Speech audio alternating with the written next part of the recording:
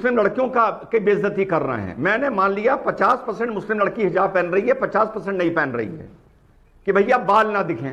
अब इनकी बात बाल पर आ गई, पहले शक्ल पर थी, अब बाल पर आ गई।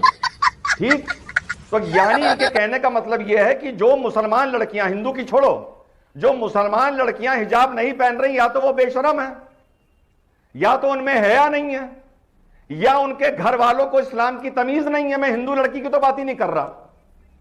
तो ये क्या इतने बड़े इस्लामी हो गए, मौलाना हो गए, क्या हो गए ये, जो ये टीवी पर बैठ के तय करेंगे? कभी ये कहते हैं मैटर ऑफ चॉइस है, कभी कहते हैं कंपलसरी है। अगर कंपलसरी है, अगर कंपलसरी है तो पहले सारी मुसलमान औरतों को हिजाब तो पहनाओ, सारी मुसलमान औरतों को पहले हिजाब पहनाओ, अपनी जिंदगी में पहनाओ। अब तुम फिर बीच में बोल रही हो, अब मैं इधर से कुछ जवाब दूंगा तो बुरा मान जाओगी। तुम्हें तमीज ही नहीं है, तुम्हें तमीज ही नहीं है तुम्हारे घर वालों ने। अरे तमीज सीखो, तमीज सीखो। रिजवान मेरा नाम है, अरे फलक बाजी रिजवान मेरा नाम है, बीच में मत बोलो, बीच में मत बोलो, तमीज सीखो। जब तक ये तब तक वो मुसलमानों के खिलाफ अरे तमीज सीखो ना, अरे बाजी तमीज सीखो, अरे बाजी तमीज सीखो, मैं बोल रहा हूँ ना। मुसलमानों के खिलाफ इस्लाम, अरे जब तुम बोल रहे थे तो मैं बोल रहा था क्या? अरे जब तुम बोल रही थी मैं बोल रहा था क्या बाजी? मुसलमानों के खिलाफ बोलता है। अरे जो तुम बोल रही थी तो मैं बोल रहा था क्या? अरे जब तुम बोल रही थी मैं बोल रहा था क्या बाजी? ये बताओ, तुम्हारे घर वालों ने हिजाब की तमीज सिखा दी, पर कब बोलना है कब नहीं बोलना ये नहीं सिखाया। सबसे पहले ये सिखाना चाहिए था तुम्हारे घर वालों को, जो मेरे घर वालों ने सिखाया कि अगर फलक बोल रही है तो रिजवान बीच में नहीं बोलेगा। मुझे पता है, आप सर्टिफिकेट मत दीजिए। ठीक ठीक, अरे हिसाब तुम्हारा होगा पर वक्त तुम्हारा नहीं होगा, जाहिल हो, इसीलिए जाहिल कहलाते हो तुम लोग। पता नहीं है कब बोलना है क्या बोलना है। घर वालों ने हिजाब पहनना तो सिखा दिया, ये नहीं सिखाया तो दूसरा आदमी बात करे तो बीच में नहीं बोलते। तुम्हारे घर वालों ने तुम्हें सिखाया कि औरतों की इज्जत करो, तुम्हें औरतों की इज्जत करना आता है, बदतमीजी करते हो जब भाई। अरे इसको चुप कराओ, अरे इसको चुप कराओ भाई। तुम्हारे घर वालों ने तुम्हें सिखाया क्योंकि तुम पर्सनल हो, मुझे पर्सनल होना पड़ रहा है। अच्छा मेरा निवेदन स्वीकार करें, मेरा निवेदन स्वीकार करें। एक सेकंड, यही नहीं, अभी और सुनिए। दूसरी चीज में भी करवाएंगे कैबिनेट की मीटिंग जी, आपको उस पर एतराज तो नहीं होगा? अरे लॉजिक जो लॉजिक आपने दिया है, क्या जामा मस्जिद में कैबिनेट की मीटिंग कराने पे आपको कोई एतराज नहीं होना चाहिए? क्या वो नापाक जगह है? ऐसा है, जामा मस्जिद नापाक जगह है? ऐसा है, सुन लीजिए, तो फिर वहां भी होना चाहिए। रुको जरा, सबर करो, बोला। सुन लीजिए तस्लीम रहमानी साहब, जब स्टेशन पर और सड़क पर नमाज हो सकती है ना, तो मंदिर में कैबिनेट मीटिंग भी हो सकती है। आई बात समझ में?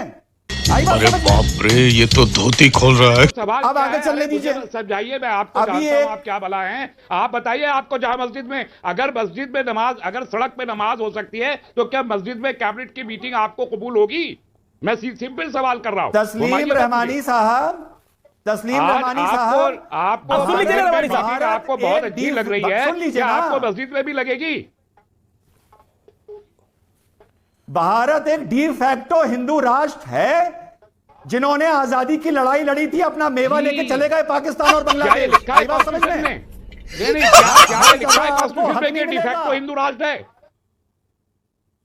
बस यही गलती कर दी संविधान लिखने वालों ने कि आपको अधिकार दे दिए। यही गलती कर दी कि आप आज तक सर पे चढ़े हुए हैं। और क्या संविधान में यह लिखा है कि इस देश में शरीयत होगी? क्या संविधान में यह लिखा है? आप आर्टिकल 44 को क्यों नहीं मानते? आर्टिकल 44 को क्यों नहीं मानते? आप बताइए। रहमानी साहब 15 सेकंड में जवाब। क्यों मानेंगे? वो गाइडिंग प्रिंसिपल है। आर्टिकल 44 गाइडिंग प्रिंसिपल है, लॉ नहीं है इस मुल्क का। लॉ नहीं है, माफ कीजिए। आपको इतनी तमीज होनी चाहिए कि कॉन्स्टिट्यूशन में कौन सा आर्टिकल, ये पागलों की तरह हंसने से जवाब नहीं मिलता है। कौन सा आर्टिकल किस हैसियत, क्या हैसियत रखता है, मालूम होना चाहिए, वरना कोर्ट मत कीजिए अगर आपको मालूम नहीं है। कॉन्स्टिट्यूशन ऑफ इंडिया में डी फैक्टो, अरे अपनी बात कर लो अमीर भाई, अपनी बात कर लो। डी फैक्टो नहीं है। ठीक है, ओके। रिजवान आप अपनी बात रखिए, सुधांशु त्रिवेदी और वाइस प्रेसिडेंट इंतजार कर रहे हैं। फिर अपनी बात खत्म करूंगा। आज आपने बहुत मौका दे दिया। जो आज बोल रहे हैं हमारे AIMIM कि हम ये शहादत हमेशा याद रखेंगे। ऐसा है, आपको तो पता होगा पर आपके ऑडियंस को बता दूं, इसी साल तेलंगाना के सेक्रेटेरिएट का वास्तुशास्त्र के हिसाब से एक्सपेंशन हुआ। 2 मस्जिदें तेलंगाना के सेक्रेटेरिएट में थी, दोनों मस्जिदें गिरा दी गईं।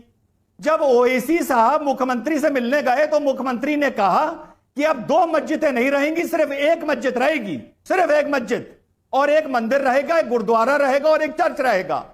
अब जरा ओवैसी से पूछो भाई, और उनके प्रवक्ता से पूछो कि तेलंगाना में जो 2 मस्जिदों के बाद एक मस्जिद रह गई, वो जो एक मस्जिद कम हो गई, उसकी शहादत भी ओवैसी याद रखेगा या उसको भूल जाएगा? वारिस जवाब। झूठ बोल रहा है ये रिजवान बैठ के यहाँ पर, झूठ बोल रहा है, ऐसा कुछ भी नहीं है। वहां पे मस्जिद है, सेक्रेटरीट का मस्जिद का पाया भी खोद दिया, इनॉग्रेशन भी हो गया, चालू भी हो गया। आप देखो अमीश भाई, अभी मैं मेरे मुंह से कुछ बोल दूंगा तो ये इसकी हंसी वसी सब ठंडी हो जाएगी। हंसले हंसले हंसले बेटा हंसले, मैं हंसूंगा लास्ट में, तू ठंडा हो जाएगा, कुर्सी छोड़ के भागेगा, जाने दे। इसलिए डिबेट पे बैठा है, डिबेट कर और निकल ले, ठीक है? चल आगे बोल। लेकिन ये भड़काने का काम आप क्यों करते हैं? नहीं भड़काएगा क्या है ये, क्या ठपोरी 2 टकेगा। अरे अमीश भाई कैसी भाषा का इस्तेमाल कर करूंगा, रहे ये हैं? उठ के भागेगा। मैं इसके नहीं कैसी भाषा आपको बुलवा रहे हो ना अमीश भाई। अरे अमीश देवगन, आपको तो मालूम है, माय डियर फ्रेंड, भाषा का मर्यादा रखिए। मैं भाषा खोल दिया, मेरी जुबान की आतिशबाजी का आप लोग मुकाबला नहीं कर सकेंगे, भागेंगे। नहीं तो फिर गाली गलौज का कंपटीशन थोड़ी कराना है हमें यहाँ पर। हम तो चर्चा कर रहे हैं, हमने गाली गलौज का कंपटीशन थोड़ी कराना है कि मैं ज्यादा गाली दे सकता हूँ, वो कम गाली दे सकता है। मैदान में कर लो ना अमीश भाई। अरे अमीश देवगन, तुम्हारे जब मैं मिर्चा लगाता हूं ना तो मुझे बड़ा गाली का आप चाह रहे हैं कि मतलब चर्चाओं में गाली देना भी अब हाँ भाई, कैसी लगी आगे स्वाद? नमस्कार दोस्तों, अगर वीडियो पसंद आया है तो लाइक शेयर सब्सक्राइब जरूर